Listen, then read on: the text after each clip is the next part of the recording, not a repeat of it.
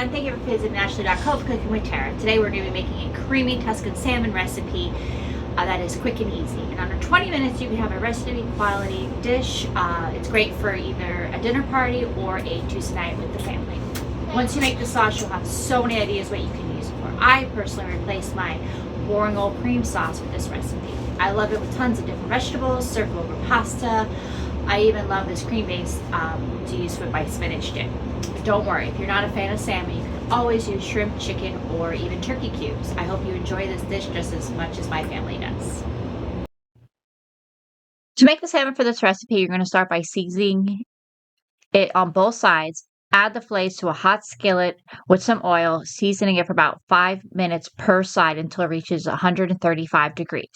If you're going to cook with the salmon with skin, place the skin side down first. After flipping it over, it will easily peel off. Once the salmon is cooked, remove it from the pan. In saucepan, add the butter and add in the garlic and fry until fragrant, about 1 minute.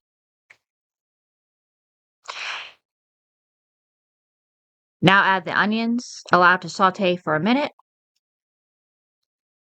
Now add the sun-dried tomatoes for a few minutes to release flavors.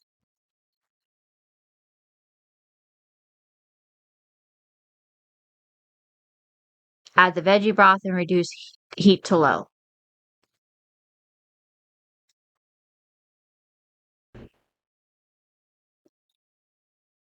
The heavy cream and bring to a gentle simmer while stirring occasionally.